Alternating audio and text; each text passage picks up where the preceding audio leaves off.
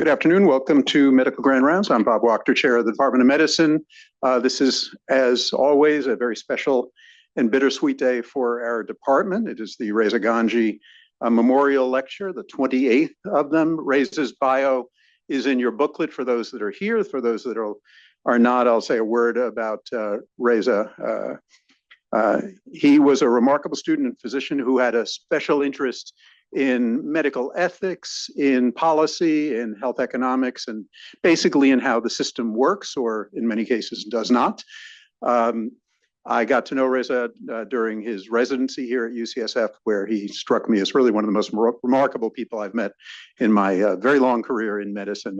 Brilliant, inquisitive, always questioning, why do we do things a certain way? The answer often was, I don't know. and he would often not accept that answer and want to try to figure out better ways of doing things. He was a remarkably bright young man, graduated magna cum laude from Berkeley, went to Harvard Medical School as a third-year medical student. He was selected for both the Marshall and Rhodes scholarships. He received a master's from Oxford, and then moved to Cambridge and obtained a second master's in ethics, really remarkable. After that, was a special assistant to the U.S. Surgeon General, Antonio Novella, and we were really very lucky to have him in our world at UCSF as a resident and as a physician.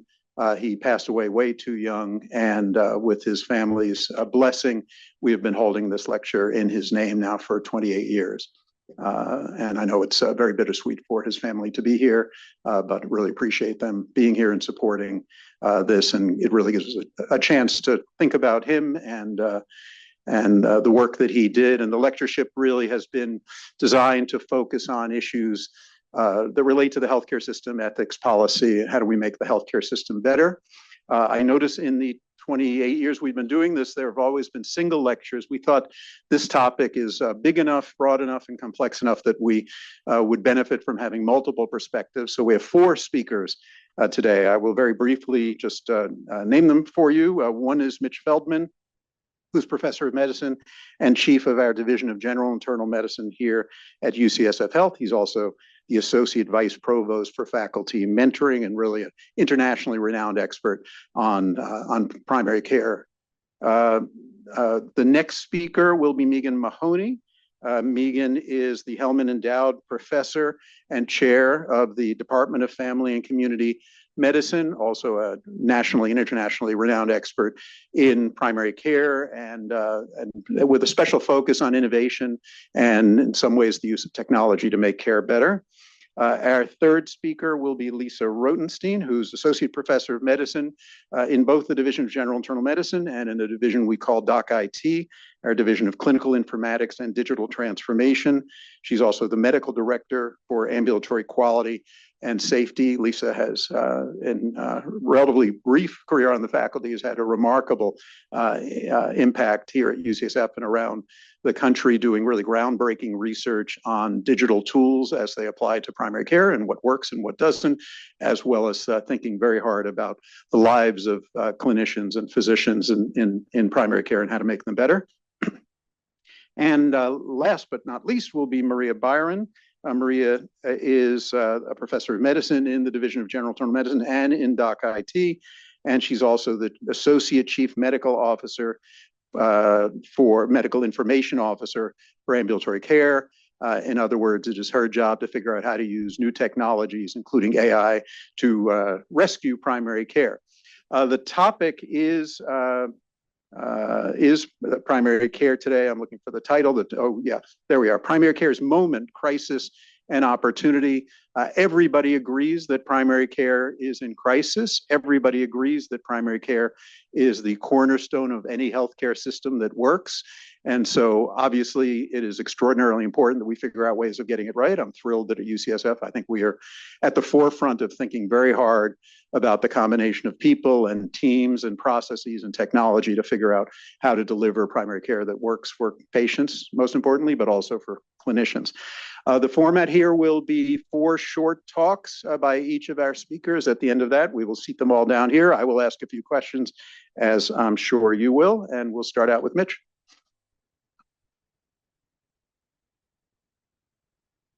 All right. Thank you very much, Bob, for that introduction, and absolutely pleased to be here and honored to be part of this distinguished panel of other experts you'll hear from in a moment.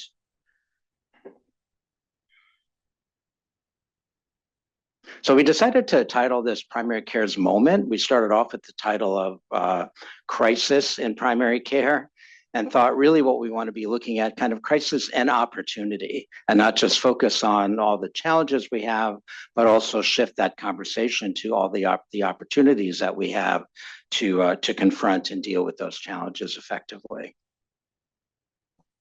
This quote from Milbank, a Memorial Fund scorecard on primary care, kind of summarized what we're going to try to be addressing today.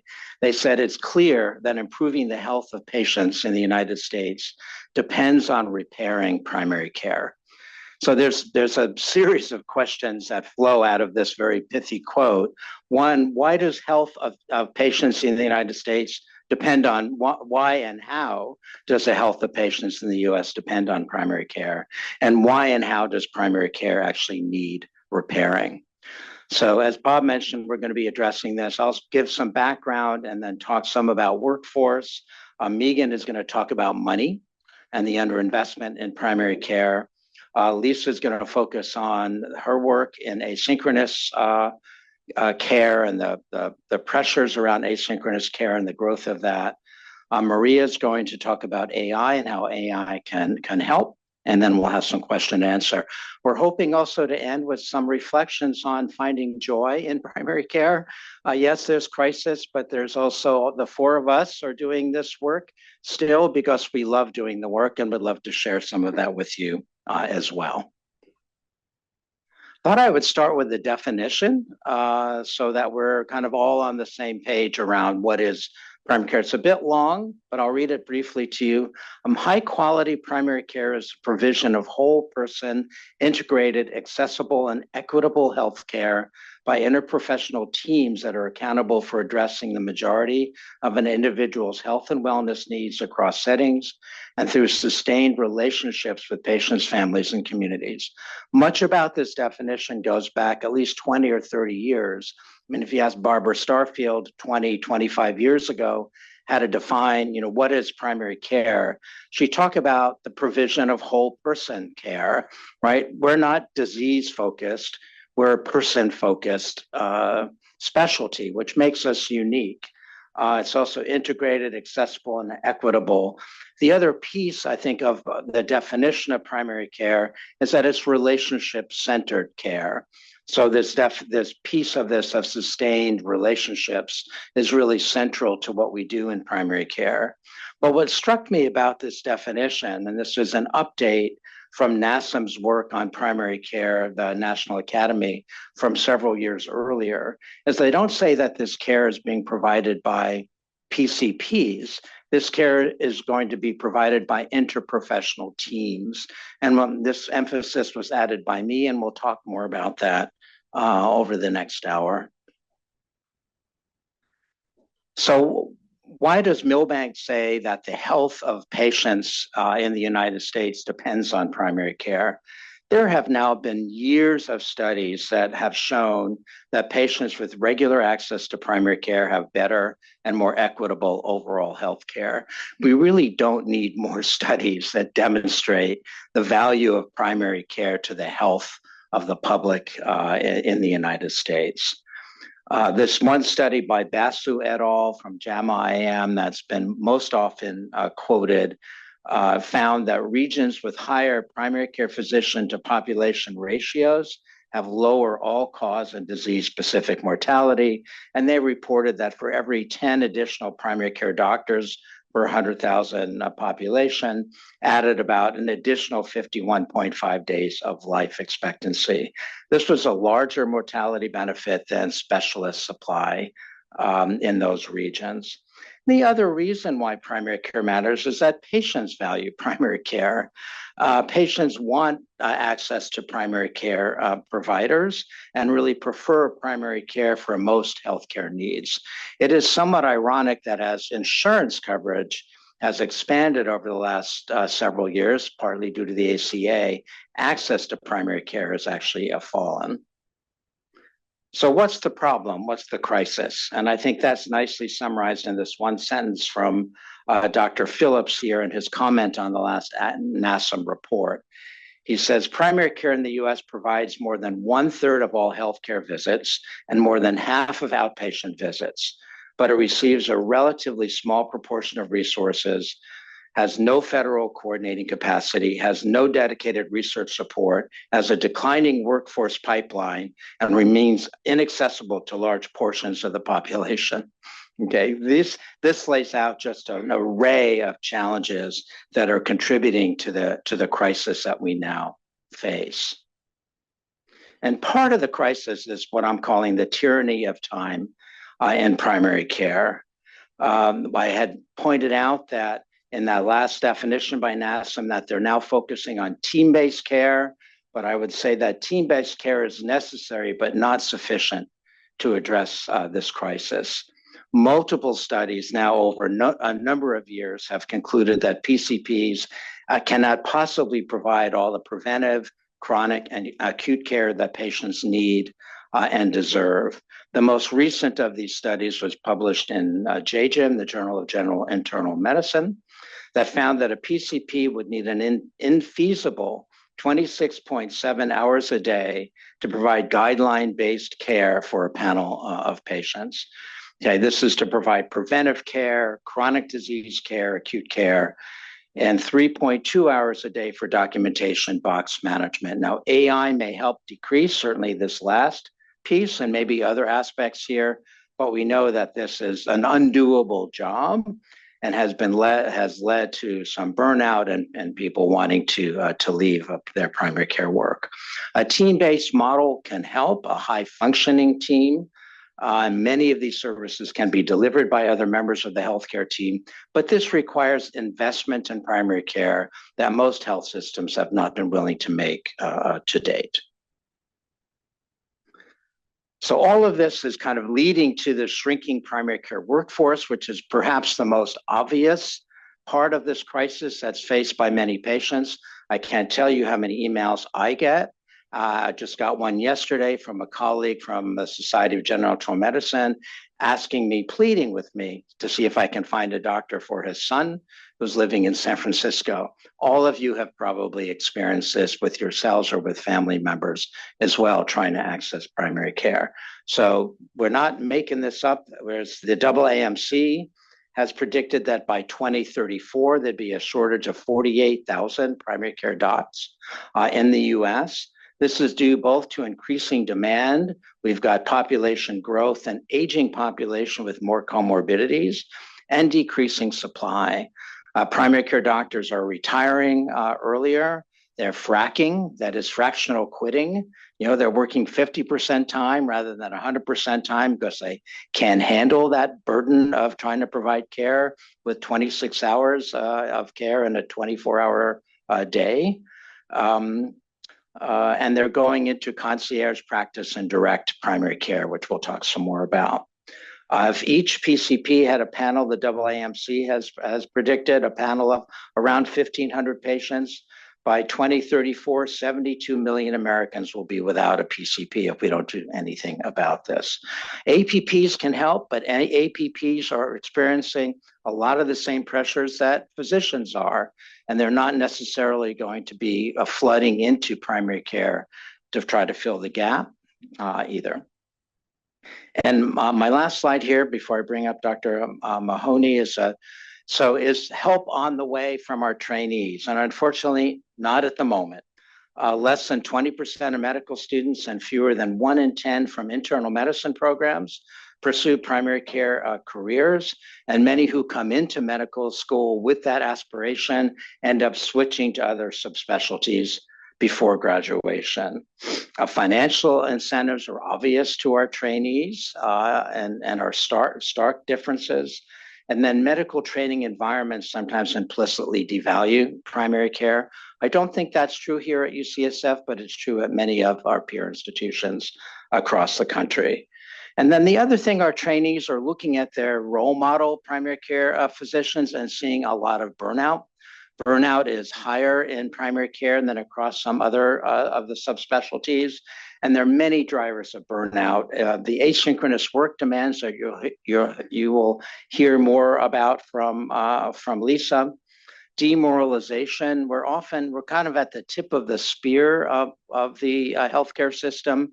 And we see what the kind of care that we want to be delivering for our patients, but feel that often there are systemic issues that are preventing us from being able to provide that care. Hence that term moral injury that really came to the fore during COVID as well. The work content, how many of you love to refill diabetic shoe prescriptions, right? Or deal with prior authorizations or fill out the disability forms. These are necessary tasks, but are not work that really primary care doctors or any physician should be doing. And overall feeling, I think, undervalued and undercompensated is leading to that burnout and again, contributing to that workforce pipeline problem. So I'd like to invite up Dr. Mahoney, Chair of Family Medicine, to now talk about money.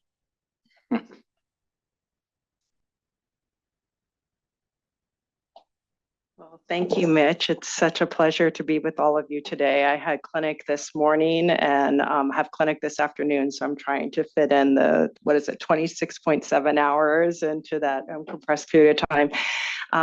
As Mitch said, I'm Megan Mahoney. I'm the chair of family and community medicine here and been a family physician for 25 years. But I quickly learned that if you're not at the table, then you're on the menu when it comes to primary care. So I became very interested in learning about the money side of primary care.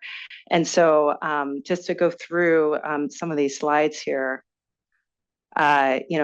a lot of this was already alluded to by Mitch, but the spending on primary care is declining. It already has been at a pretty low level of 5% of total healthcare spending. And that's even lower if you consider Medicare and Medicaid. And that trend has actually been trending down. If you look at our comparison countries, let's say UK or Canada, that percentage is up to more like 14 to 15% of total healthcare spending being dedicated and allocated to primary care. And we'll talk about some state level efforts. And so I do think that there is some optimism on the horizon. But this is really a shame because we know that in order to run an efficient system, we really do need to set up the system so that the primary care is at the base of the pyramid and most of the resources should be going there.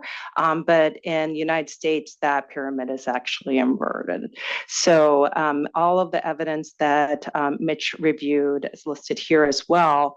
But then we also do see the consequences. This is really the problem. And we're going to be talking about the asynchronous care and the burdensome paperwork that we have. But really it comes down to, from my perspective, a lot of it is the compensation, that the chronic underinvestment and undervaluation of primary care is really what's driving the problem that we have right now.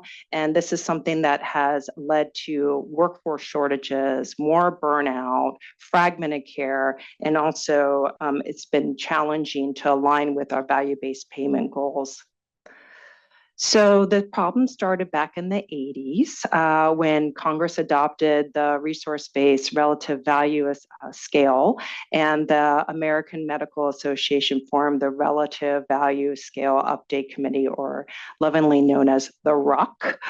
And in 92, it became very clear that Congress and CMS would adopt whatever the RUC was recommending as far as the payment rates. And so a lot of the payment is based on codes. And historically, these codes were favoring financially the procedural based interactions as opposed to things that are associated with cognition and evaluation. Also, it's remarkable to note that the RUC historically has been represented by specialty societies with very little representation of primary care. And, out of the 30 36 seats that are available as voting members. One is dedicated to primary care, and then there are a couple of specialty societies that are focused on primary care, like geriatrics or family medicine, but that is obviously a minority when you think about the total representation in the RUC. And so what has happened is that procedural services gained higher RVU rates over time for their work, whereas the cognitive work was devalued comparatively. And that has led to this growing income gap that you can see here. In 2025, we're seeing a gap of $230,000 compared to our specialty colleagues. And that, of course, is driving away people from, going into primary care. When I counsel and mentor medical students, even residents, it's harder and harder to make that convincing case, and it ends up having to be something they truly want to do and they can't imagine doing anything else.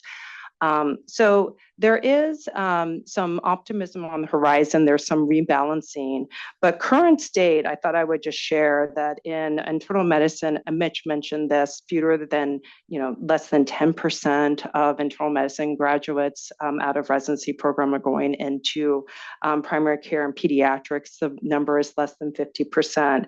And just recently in family medicine, we had a peak number of family medicine spots that went vacant.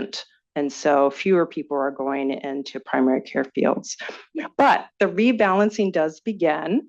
And we do see, increasingly CMS making changes in their payment, going more towards cognitive work. We're also are seeing an expansion of these add-on codes that a lot of us are using, the G2211, for those of us who are using those, that favor and recognize longitudinal work and complex care. And then also CMS's ruling for this year actually does increase the valuation of primary care work, a net 3% increase, while a lot of other fields are noticing a decrease in their rates. And there's also some modest additional support for alternative payment models. The state level efforts are very exciting, Rhode Island being the pioneer in Colorado, but increasingly, and you can see the states here, increasingly states have mandated or created benchmarks for increasing primary care. And California in particular, given that we're in California, I can just share that in 2022, the Office of Healthcare Affordability was developed, and this office has provided recommendations on setting the target for increasing primary care spend, and the target is increasing the spend by 0.5 to 1% annually, to reach a total goal of 15% of total medical spend being dedicated to primary care for all payers. And part of this, it's not mandated, and it's not clear how it's going to be enforced, but at least it does shine a light on what different payers are spending and how they're spending their money on primary care. The public reporting does begin this year, so we'll have a better line of sight into those results. So we're hoping, I'm very hopeful that the statewide movement is going to evolve and bring us to a better state for primary care through the policy efforts.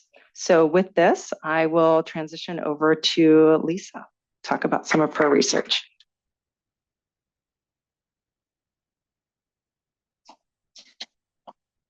Thank you for that great level setting. I will talk about the work of primary care with some data from my research. And I'll talk a lot about asynchronous care. And I want to emphasize before I jump into the slides about asynchronous care that I actually think this is the right work. It is good for our patients, for us to communicate with them asynchronously via the inbox. for example, to provide care outside of visits. And the trick is how we make that sustainable for our systems and for our people. This is data from more than 300 health systems nationwide that use Epic. And we showed using that data that primary care physicians spend the most time on the electronic health record of every specialty. Now, this data wasn't adjusted for how many sessions a week different doctors were seeing patients. And despite that, primary care physicians spent the most time, north of 115 minutes per day, versus, as you can see, less time for medical specialists, about 85 minutes, and 45 minutes a day for surgical specialists. And the greatest proportion of time was spent on that green portion of the bar, on notes. We also receive the most messages, so more than 30 messages a day versus north of 20 for medical specialists and less than that for surgical specialists.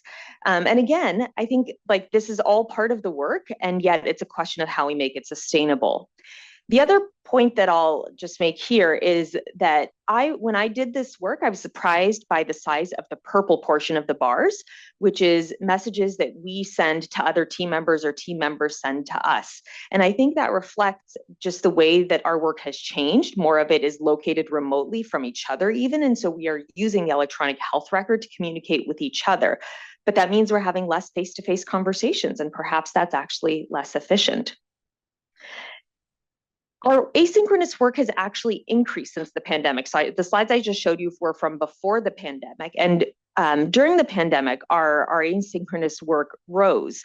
As you can see in the leftmost panel, the blue bar is patient calls. So those spiked in 2020, as you can imagine, during the height of the pandemic. And then they sort of went back down to their original level. But the pink purple line is patient medical advice requests. So those are messages that patients send to us. And those steadily rose during the pandemic and stayed elevated thereafter. And so the asynchronous work has on net increased. As Mitch alluded to, one of the ways that PCPs address the growing amount of work that it takes to care for a patient panel is by reducing their effort, by reducing the amount of days per week or sessions per week that they see patients. I had not heard the word fracking before, but I like it. And what we recently showed is that even when PCPs cut back on their sessions or their visits, the asynchronous work does not fall proportionally. So the purple line is monthly visits. We've shown that for PCPs who reduced their number of visits by 10% or more and sustained at that lower level of visits, you can see in the red line that their days per with EHR activity does not fall proportionally. So if PCPs reduce their visits by an average of 40%, their days with EHR activity only fell by about 10%, because as those of us who provide primary care know, it's an everyday job. And the work actually just shifts when you cut back on the number of sessions that you're providing care. And so what this graph shows is how different types of work readjust once you cut back on visits. And as you can see in the blue line and the green line, when those PCPs cut back on their visits, the amount of time that they were spending on the in-basket increased, or on chart review increased. Even though they were spending less time on notes, as you might expect, they were spending more time in other areas providing care outside of visits. And so all of this leads us to the amount of time it takes to care for the modern panel, given the ways we now provide care and the growing complexity of all of us, of our patients. We know we as a society have more chronic disease, and so it just takes more time to care for all of us. And in this study, we took data from electronic health records, so activity logs that track how we click, scroll, type. We also used administrative data on how PCPs were billing for their visits and the approximate amount of time they were spending in visits. And lastly, from time motion studies that have quantified the work that we do completely outside the EHR and completely outside of visits, like talking to other members of the care team, which is really important. And when we put all of that data together, we found that PCPs spend a median of 62 hours a week on patient care, with some PCPs at the 90th percentile spending up to 89 hours a week. And that's not exactly sustainable for our primary care workforce. So I've told you about lots of problems. Before I turn it over to Dr. Byron, I'm going to provide a sneak peek into some solutions. This is a study where we try to understand the system factors that could influence PCP's electronic health record time, because we really wanted to know what staffing changes, what other interventions could make this work more sustainable. We found a few things. This was before AI scribes. We found that working with a virtual or an in-person scribe was associated with less time. Working with a pharmacy technician who could help with prior authorizations and refills was associated with less time. We then asked ourselves, what other members of the team do we need? Do we need more nurses, more medical assistants for every provider? What would make a difference? And what was interesting, what surprised me, that it wasn't about a specific team member. It was having more of a specific team member wasn't associated with less time. It was having those team members contribute more to orders, penned orders, prepped for visits with us. That itself was associated with less EHR time. And it supports the notion that primary care is really a team-based sport, and we have the opportunity to train our teams to work with us to make the work more sustainable. And now I will turn it over to Dr. Byron. Thank you.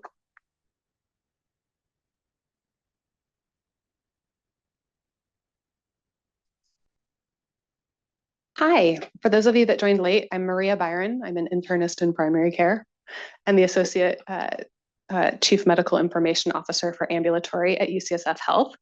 I am not going to solve all things with AI, but I am going to tell you about some things that AI can and already is helping with. And Lisa actually just gave a great lead in, because one of the things it is helping with is our notes. You saw how much time we spend documenting in notes, and how when we had human scribes, how helpful that was. It turns out that AI scribes, as many of you are already aware at this point, do a very good job helping us with our notes. We have AI scribes available at UCSF to all physicians and advanced practice partners, and have seen really tremendous outcomes from that. In ambulatory, we have a 55% adoption rate overall. It's 75% in primary care that are using an AI scribe, and it's resulted in real time savings. We see a 19, almost 20% reduction in time spent writing notes, and that's translating to over 10% less time in the electronic health record overall, including 11% less time after hours, which is really tremendous when you're trying to address that burnout from those long hours. And it is really hard to find anything that significantly moves the needle on burnout. And so it pleases me to no end that we've seen a 68% reduction in burnout reported from clinicians that are using an AI scribe. I've just presented the results at UCSF, but Lisa is leading a multi-site study that I'm participating in for UCSF that shows similar time settings at other time savings at other organizations. So we really are seeing a meaningful impact from this technology. And scribing our note, I really think, is just the beginning of what AI can help with for those activities in clinic. As Lisa highlighted in the buckets of work, that chart review is another area that we all spend time in. We've just launched an evaluation at UCSF of Epic's chart summarization tool that summarizes events since your last visit, or if you haven't, if the patient is new to you, sort of recent events for the patient. It's too early for me to share our results, but one small study at NYU showed that 68% of physicians found it useful. And especially for clinicians that spend a higher amount of time in chart review at baseline, there were some modest time savings that they saw as well. We are taking that hopefully to the next step at UCSF. We are partnering with our AI scribe vendor to take those key relevant details from that chart summary and auto-populate that into your note.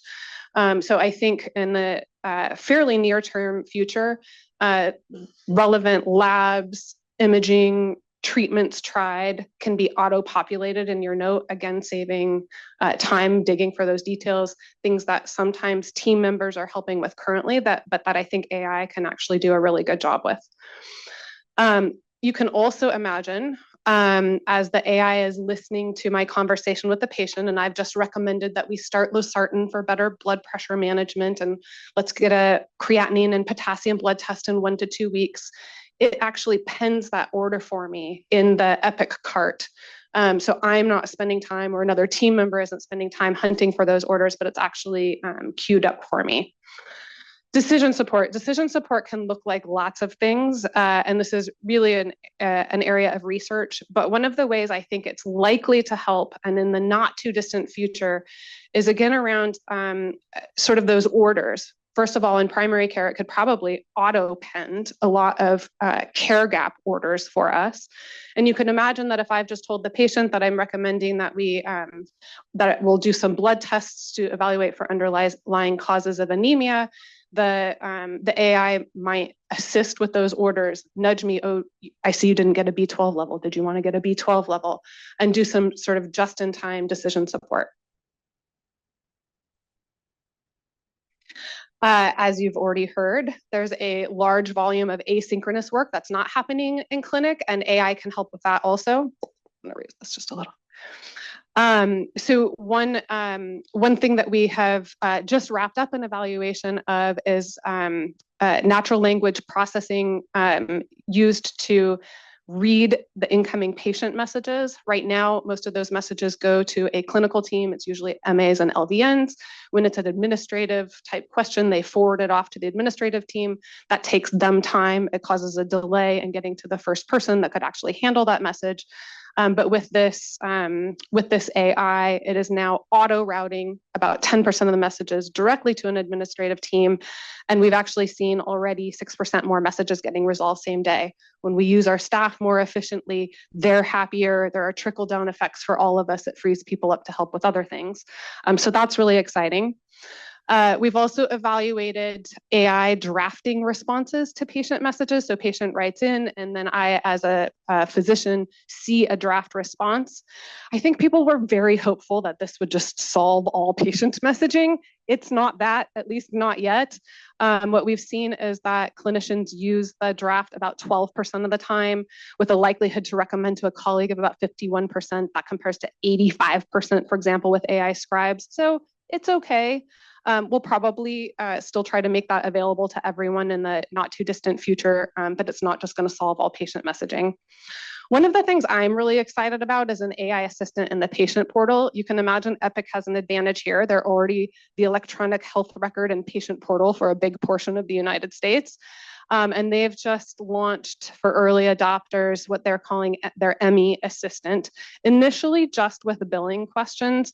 But one of the things I think this could really help with is patients navigating care. How many messages do I or my care team get? Patient writes in and says, Dr. Byron, I'm having new knee pain.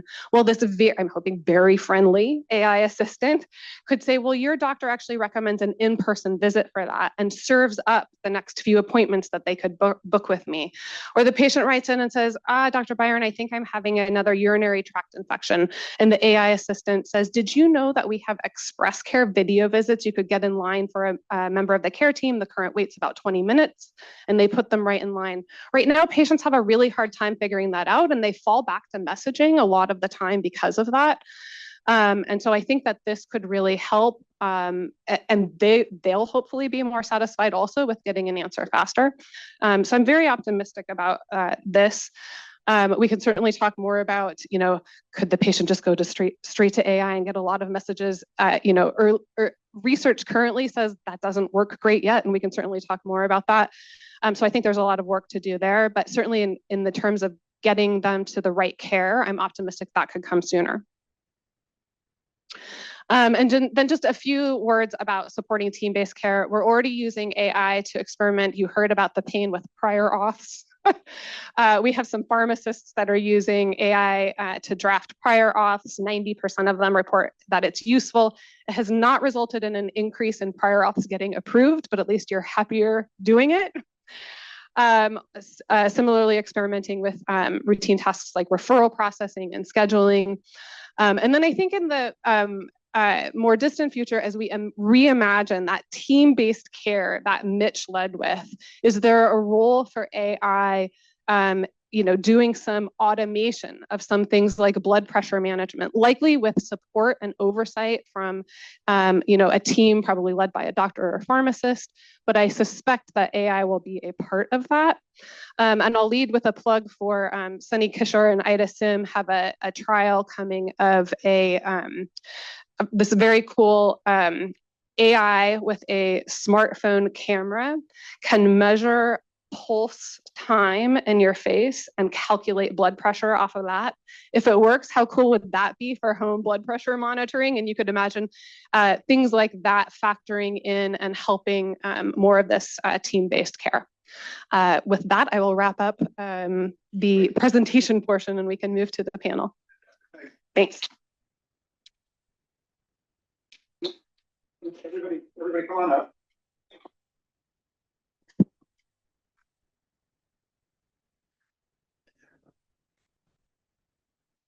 That was spectacular, really. A lot of information in a short period of time and beautifully presented. Let me see where we're going to start. Let's start with money for a second. If the scribes chart summarization saves a bunch of time for the clinicians, what is to prevent the healthcare system from just saying the hamster wheel needs to go that much faster? Well, I think the first thing, great question. The first thing that I would say to this executive or someone who might propose, with all its efficiency, let's have the doctors work harder. I would say that we have, particularly in primary care, there are a lot of data on the pajama time and how much we actually have been doing in excess of what we should be doing and what we're being paid to do, and so it's really right sizing what has been a chronic issue. I mean, on the news, I hear about AI, now we're worried about taking over coding jobs, or SAG is now, thinking about going on strike again, and screen writers. But I really don't see AI really jeopardizing what we're doing. That's really just going to help us in our tasks and really correct what has gotten away from us. And that is all of the asynchronous work that is very well suited for AI to help us with. So I would say that it's not that we're now have all this free time and we just need to make up for it, but it's actually been a chronic issue, and you can see it in the numbers and the outcomes over time. And this is a corrective action. Anyone want to add anything? I don't want 4 people answering every question. Will take too long. But anybody want to add anything important? Okay. You talked a lot about the relationship between the patient and the doctor and the team. Didn't talk very much, maybe Maria got a little bit into decision support, which is part of the challenge of being a primary care doctor. Is you're a generalist and patients come in sometimes with specialty problems. And so can you talk a little bit about what you're seeing in innovations? I mean, we sort of pioneered e-consults 20 years ago, which was an innovation about patients getting access to specialty knowledge without having to go to a full-blown specialty clinic. Any other innovations on the horizon to make the primary care doc's job both better and to essentially scale the knowledge of specialists without necessarily having patients need to see specialists? I mean, I'll try to comment on that, Bob. I think this is an area of active research, and I suspect that we will figure out how to best do that. But many of the studies so far, have seen that the AI performs very well at doing passing the board exam, for example. But as soon as you bring human interactions into it, it's less clear about how to use it best to actually improve care and outcomes. And so I think this is just an area of very active research. And, if I predict the future, yes, we'll figure it out. But I don't think we've totally figured out how to best do that yet. Mm-hmm. And what does figuring out look like? That you are asking some chatbot on your desktop what you normally would have gotten today an e-consult for, or sent the patient to see a hepatologist, or what's the shape of this if things go well? Yes, I think what you just highlighted is probably what that looks like, at least so far. It doesn't work well to have the AI prompt the patient for questions, or to have it listen and simultaneously come up with the solution with the doctor. But if the doctor has led most of that conversation and then has more targeted things to question, I think that's more likely how it'll be successful. Great. Anything to add? I'll just add that I think making the right diagnosis and providing the right treatment is obviously very important. Patients are also seeking out primary care for that relational aspect of care and for the other things that we provide. So I think trying to figure out how we can better access, up-to-date knowledge and get patients in front of the right subspecialist, important, but not to de-emphasize, I think, the other value that, that we bring as primary care. Yeah, so important.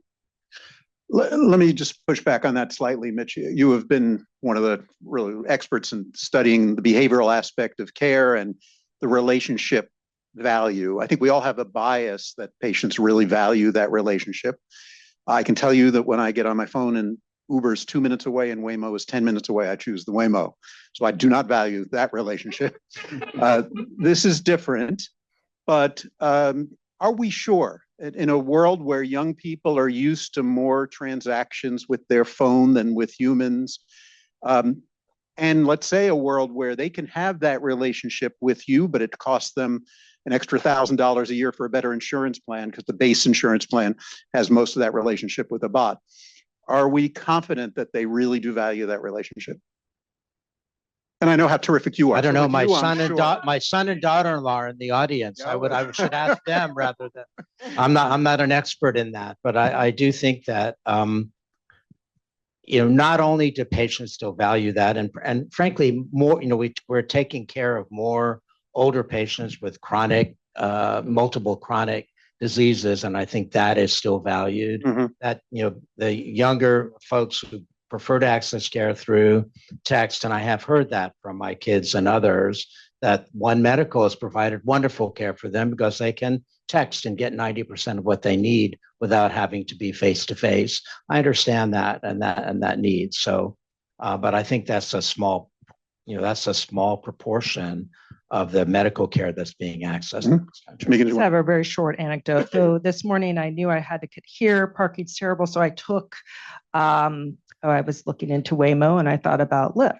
And I was trying to think about the two options. And today, with all the rain, I'm usually a Waymo rider, but today with all the rain and just having to navigate where there's going to be flooding, figuring out timing, I elected to go with Lyft. And I think that there is an analogy there with healthcare that when it's just transactional, things like normal day, I actually am going to prefer the convenience of being able to access like healthcare through AI. But when it gets a little sketchy, I'm going to want a human to help me navigate the stormy weather. That is a beautiful analogy. Thank you. Yeah, it's a great analogy, and it's almost like you want to end on that. The one thing I'll say, you could drop the mic if you feel like that. One thing I'll say is that we probably have to think of both ends of the spectrum. It can't be one or the other. And so we have to ask ourselves, how do we, in what I would consider a traditional healthcare system, ensure that we are providing people access to care in the way they want it? Some of it is message-based. Some of it is quick office visits that you can text to arrange. Some of it is waiting some time to see the doctor that you've known for many, many years. And we have to be ready to provide that spectrum. Megan, you made the point that, thanks. You made the point that, the pay disparities between primary care docs and specialists have massively increased, and that in a different world, there would be much more equity. If somehow magically someone snapped their fingers and paid to primary care doctors, or the money that was being infused into the primary care system doubled, would you still do 15-minute visits, or would you and make twice the income, or would you do 25-minute visits and make a small amount more than you make today? Wow, that's a really good question. I would love to see what my panelists would say. I don't what I envision is being paid prospectively for the care and the panel that we follow. And so one of the issues, which I didn't get into, is the fee-for-service paradigm. And one of the things that when I'm making the case for primary care, my first question is, what kind of environment are we talking about as far as the payment? Mm-hmm. Because if it is a fee-for-service environment, I can make a certain case. But in this ideal state, it would be a state where we're paid for taking care of populations of patients, and then we're incentivized by being efficient and being productive. But really, there would be a base compensation, and that base compensation would be comparable to other specialties. Mm-hmm. I want to say yes, and one of the things we really have to account for, I think, as hopefully that transition is made, is the body of asynchronous work. We can't just look at, oh, well, they were seeing 20 patients a day, this many visits per patient, without taking into account all of those little asynchronous touches and how much time that adds up to, so that if you have this panel of patients, it accounts for all of that access to care to create your work week. I just want to make the broader point. I mean, you can draw a direct line between the poor outcomes we get as a healthcare system in the US and the underinvestment in primary care. You just have to look at what other industrialized countries are doing, who are investing 10 to 12% of their investment in healthcare, in primary care, compared to the 5 or 6% in the US, and see that they get better outcomes in terms of infant mortality, a variety of other health outcomes. So it's not just about paying primary care. I'm not saying that if you offered, me to raise the salaries of all the faculty in DGIM, I would say no, thank you. I think that would be lovely. But it's not just about, physician payment. It's about the massive underinvestment as our healthcare system in primary care, in all aspects, more to team-based care, better compensation, et cetera. What is the right length of a visit? Right now we sort of think it's 15, 20 minutes or something. Is there, if there was more money infused in the system, is a visit longer than it currently is, or does it need to be calibrated for the patient, obviously? Oh, good. I don't know that there is exactly the right length for a visit. I think it varies by the patient, and our systems have to be flexible enough to account for that. And then the other piece I would ask is, who is the visit with? Because right now the visits are mostly with us, and in a system where we were truly supporting team-based primary care with prospective payment, ideally, maybe I see the patient for 15 minutes, and then the other 10 minutes are spent with a nutritionist or with a behavioral health coach that the patient sort of takes a particular problem to. So I would argue that focusing on our visits is sort of just a starting point, and we have to think a little more broadly. What percentage of your patients come in and have done a search of their symptoms on GPT or Gemini today? And when that happens, are you thrilled about it, or it's like, oh God, I've got to deal with this now? I wonder what the real percentage is, but I guess this is the percentage of people who tell me that they have searched it. So it's increasing rapidly, but I would say of my, tech savvy patients, over 50% of them have done a little bit of research before they've come in. And then it actually is really helpful. Initially, they don't disclose that they've looked it up, but once you start talking to them, and if you're doing shared decision-making with them around, just what you think might be going on, it comes out that they're very informed. And that actually, to me, contributes to the conversation. It really does make it a much more rich conversation around shared decision-making. And what you see a world where both patient and doctor are communicated as a triad in the room, and both, because we talked about when EHRs first became a thing, and that you would turn the screen to the patient and show them their X-ray or their whatever. You imagine a world where we're both communicating with AI? Absolutely. Open evidence happens. I do that all the time.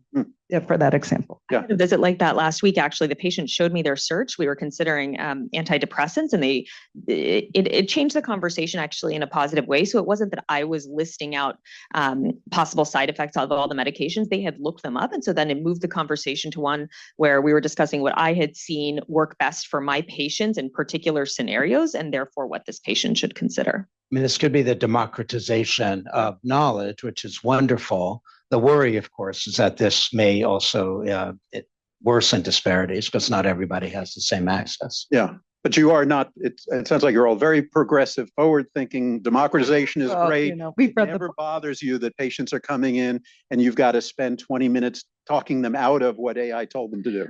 I mean, patients coming in with fixed beliefs is not new. It has evolved. I see. Yeah. Better than Google. Better than Google. Better than Google. Okay. Why don't we open up to the audience and see if folks have questions? I'll go around with the mic if you have. And say who you are. Thanks, hi, Lauren Finney. I work for Mitch in primary care at DGIM, and also sometimes part-time here for Bob at Hospital Medicine a couple of weeks a year. My question's around recruitment into primary care for students and trainees. I think besides money, which like, can you buy a house? Can you pay off your loans? Is the single biggest driver for people deciding whether to go into primary care or not. But besides that, I think having access to these tools, like when I got my AI scribe as a chief last year, it really made me feel relieved that I could have a sustainable career and not spend lots of time writing my notes after clinic. But with all the new things coming down the pipeline in the next months or year with decision-making tools, I'm curious when you think is the best time to expose trainees to those, to not impede their decision-making training, but to also incentivize them into get them used to these tools and incentivize them into tools that help with primary care careers.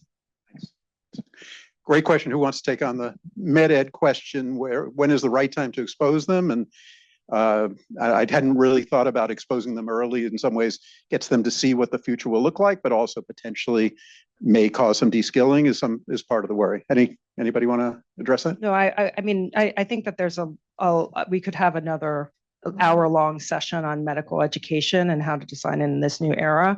But I will, just recognize that our learners are now in a generation where they've been using AI. They're very comfortable with AI, so they're probably using it. It's just that we're not aware of it. I know that's true for our family medicine residents. They're all using AI scribes, and yet we don't officially provide it to them. And so just being aware that that we're meeting them where they're at is important. I think that ACGME and our own internal guidance is that we are introducing AI scribes during the second year of residency. Really this idea that it would be helpful for them to document their clinical reasoning and also learn those documentation skills. And then once they have them down, then giving them the tools. But I do think that this is just a larger discussion. Love to hear my other input if there's any. Oh, I was just going to say, I think different programs are making different decisions about this because it is still this unknown. It seems pretty clear we want it to be part of training. We want you to see the future. We want everyone to experience that. But how do we make sure that, it doesn't do the de-skilling? What's the sweet spot? I'll chime in to say that in our studies on the burnout impacts of AI scribes, what we hear most often is that the technology lets doctors pay attention to their patients. And given that that's what so many of us went into medicine to do, it is really worth it to give that technology to our trainees. So I would just put that plug in. Great. Any other questions? Dr. King. Thank you for this. My question relates to pilots. So they are 50 years into AI, right? So when you get on a 777 or 787, they just sit there and you don't want them to touch anything, but you want them there, right? None of us right now would get on a plane without a pilot, even though we know it takes off. It's takeoff when they have to pay attention, it's landing when they have to pay attention. Have we looked at what happened with pilots over these years and the use of AI? Because a lot of what you're talking about is the same. They got out of it took away from them worrying about when the wheels go up or down, because you can automate that. and the computer could do it right. It took away things about the directions. You don't have to worry about that because the computer can figure that all out and talk to the satellite and get you in the right place. So they've had to think about how do you, quote, change the life of a pilot while automating a plane to fly itself. And I don't know what pilot burnout is, a pilot feelings about their jobs are, but they're still flying, right? And they're still getting it. So is there something in what they've learned over 50 years that we could learn about how we do it? Because before they were all mavericks, right? They had to be able to take it off land, maneuver it, all those things. So they had to learn not to have that attitude. So can we use that? Your thoughts? I think Bob should answer that question, honestly, but I've written a fair amount about that. I think it's an incredibly interesting issue. They spend a lot of time in simulator training, and the simulator training is partly when the technology glitches to be sure that they still know how to react, which they now don't know naturally. There has been talk about turning the AI off periodically in the flight to make sure that they are remaining active participants. I don't think that's a mandate yet. There have been a few high-profile accidents where the technology glitched and the pilots didn't know how to fly the plane. But if you look at aviation in the United States, it's substantially safer than it used to be. So the trade-off is probably a little bit of de-skilling. Are they happy? I mean, sometimes I've heard pilots say that they're bored, and their incomes have gone down over the years. So there's been some downward pressure, probably partly because of the automation. But there's no question that the aviation system is safer today than it was prior to all of this. It speaks to the de-skilling, the worry about the de-skilling. As a passenger, I would love to know when they're planning to turn it off before Yeah. Ignorance is bliss, Mitch. Well, there's been talk in medicine, just like TSA agents are periodically shown an image of a bomb or a gun to make sure that they're awake. There's been talk that build in the AI systems, like the decision support gives you the wrong diagnosis periodically just to make sure you're awake. That's a little scary because you want to be sure that actually doesn't make it through to a patient. Any other comments on this? We're last minute. Would you tell a kid of yours and Mitch, I guess your kids are here, would you tell them to go into primary care? And what would the speech you would give to someone maybe 10 years ago said the income's low, kind of low on the pecking order of healthcare's hierarchy? Would you be able to give a more optimistic speech today? I think that this is an exciting time to go into primary care because we're at the forefront of this transformation that's happening with AI and also perhaps some changes in the healthcare system that really are going to focus more and more on primary care. So I would say if they are innovation-minded and thinking about making a system change, that this is a great field for them to go into. And you get to take care of so many different generations and complex care and be the captain of the care. It's a very rewarding job. Okay, Mitch? I mean, we have a front row seat to life, I think, as a primary care physician. And it, just back to the relational aspects of care, the longitudinal part of it that's at the very heart of primary care. And for me, it's been tremendously gratifying and joyful to get to know people very deeply over long term, over many years of caring for them, and then often their family members, and now their children of children, et cetera, as I've done this job. And so I think that's the piece. If you don't love that aspect of it, then I would say, no, don't go into it. Mm-hmm. That's still at the heart of primary. Great, Maria. I mean, you guys have said it so well. I don't have anything to add except that absolutely, I would encourage them to go into primary care. And with all the AI stuff you're doing, you will encourage them that 20 years from now they have a job? Oh, yeah. No problem. No problem. Okay. Lisa. I agree with everything that has been said about the relationships. That is the part that I love most about primary care and my panel. And then the one other thing that I'll add, and people can feel differently about this, but I love that everything is our problem. Even if, patients bring something to us, it can be an issue that is well-defined or it is very ill-defined. And that is our job. And that's really exciting still. Thank you, folks. I know Reza would have loved this. It's the kind of thing he would have been chewing on deeply today. It's such an incredibly interesting and complex problem. We're lucky to have these kinds of leaders here helping us to guide us through this transition period and with the optimism that you have. So thank you very much. It was great.